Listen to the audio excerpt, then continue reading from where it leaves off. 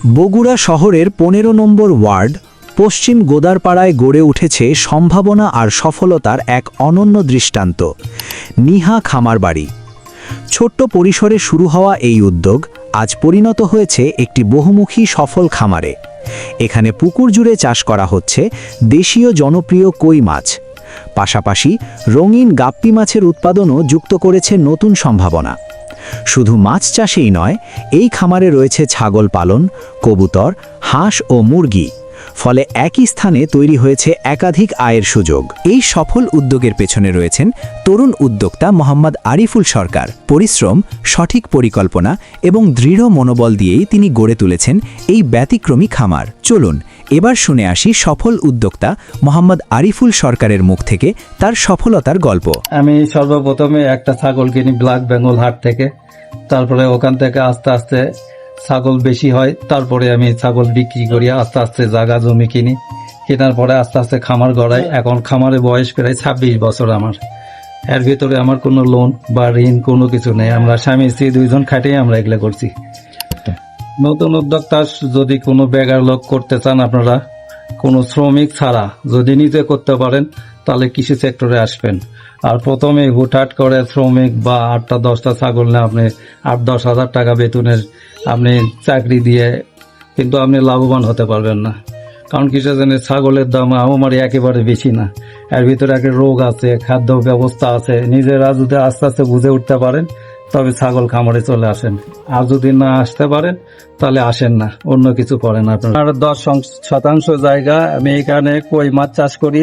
কই মাছে আমি অধিক মুনাফা অর্জন করছি এবং পুরস্কারও পাইছি আমি। ইনশাআল্লাহ আমি যে ১০% আমি কই মাছ ছাড়া অন্য কিছু চাষ করতে চাই না।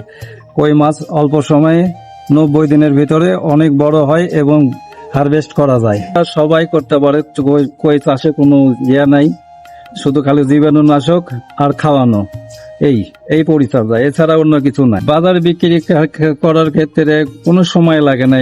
এই মাছের প্রচুর চাহিদা সম্পূর্ণ মাছ।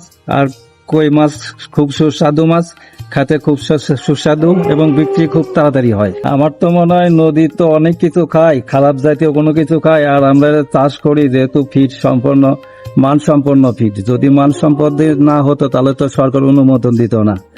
যার জন্য আমার মনে হয় নদীর চাইতেও এই মাছগুলো বেটার। কীটনাশক মানে খালি উকুননাশক ব্যবহার করা হয় আর জীবাণুনাশক, এছাড়া দ্বিতীয় কিছু আমরা ব্যবহার করি না। আমরা শুধু ফিড ব্যবহার করি। যেহেতু আমরা নিজেরা খাই, আমার আশেপাশে প্রতিবেশী আছে, পুকুরের আশেপাশে সবাই খায়, যার জন্য আমরা অন্য কিছু ব্যবহার করি না। কোনো ক্ষতি হয়নি। যদি জীবাণুনাশক আর যদি উকুননাশক দেওয়া হয় তাহলে কোনো মাছের কোনো ঝুঁকি নাই। আর কই মাছে কোনো তো গ্যাস হয় না, যেহেতু এরা উপরে উঠে ওই অক্সিজেন নিজেরাই নেয়, যার জন্য কোনো গ্যাস হওয়ার কোনো কারণ নাই। আমরা মাছের খাদ্য আমরা ফিড ব্যবহার করি, এই ফিডই যথেষ্ট, আর অন্য কিছু না। আর এই জায়গাতে কোনো শ্রমিক বা কেউ নেই। আমার স্বামী স্ত্রী দুইজনে আমরা কাজ করি। প্রায় ২৬ বছর ধরে আমরা স্বামী স্ত্রী দুইজনেই কাজ করি। এখানে কোনো শ্রমিক বা কেউ নাই। আমরা নিজেরাই আস্তে আস্তে তিলে তিলে গড়ে তুলেছি আমাদের খামার, বাড়ি, গাড়ি। আমার বড় কোনো কিছু আশা নাই। আমি আস্তে আস্তে নিজেই খাটে আমরা খামার বড় করতে চাই। আর সরকারিভাবে কোনো কিছু চাইলে কিছুই চাই না, শুধু তার যে কাজ থাকে আমি খালি কৃষক কার্ডটা চাই, আর কিছুই চাই না। আমি লোন টোন কোনো কিছুই চাই না। আমি নিজেই খাটে নিজেই উদ্যোক্তা হিসেবে বড় হতে চাই, কারো কাদের উপর কাঁধ দিয়ে না। আমি নিজেই বড় হতে চাই। শুধু কৃষক কার্ডটা চাই যে আমাদের বাংলা, তার সর্বশেষে চাই আমি, প্রথমে না। বাংলাদেশে যেহেতু আমার বাসা বগুড়া, এই জন্য আমি সর্বপ্রথমে না, আমি সর্বশেষে চাই আমি কৃষক কার্ড।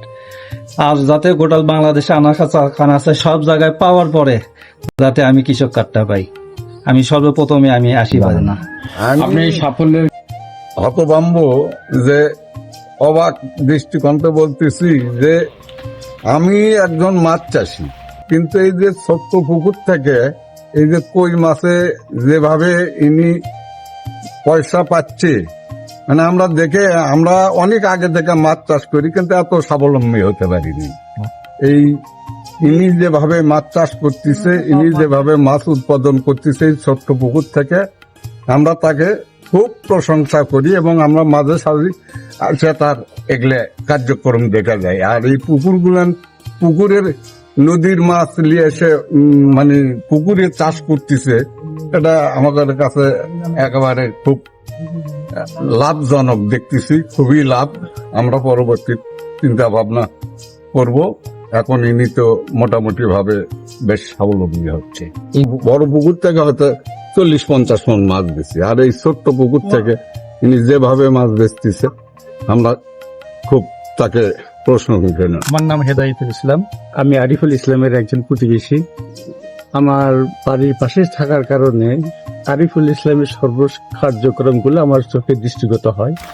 আরিফুলের মৎস্য চাষ তার সাফল্যকে সাধুবাদ জানাই। এই ছোট্ট একটা পুকুর থেকে যে পরিমাণে কই চাষের আধুনিক পদ্ধতিতে যেভাবে কই চাষের উৎপাদন বৃদ্ধি করছে, যা বিগত সময়ে অন্য কোনো বড় পুকুরেও আমরা দেখতে পাইনি। সুতরাং তার এই পরামর্শ, তার যে পরিকল্পনা, এই পরিকল্পনার জন্য সে স্বাবলম্বী লাভ করছে। আমরা তাকে ধন্যবাদ জানাই এবং নতুন উদ্যোক্তাদেরকে আহ্বান জানাবো, আরিফুলের সঙ্গে পরামর্শ যদি মনে হয় যে কিছু পরামর্শ প্রয়োজন হয়, তারা যেন আসে আরিফের সঙ্গে দেখা করে পরামর্শ নিয়ে যায়। অবশ্য তার পরামর্শ নিলে কিছুটা হলেও লাভবান হতে পারবে নতুন কৃষকরা। সবাইকে ধন্যবাদ। আসসালামু আলাইকুম। করব কাজ, গর্ব দেশ, সবার আগে বাংলাদেশ।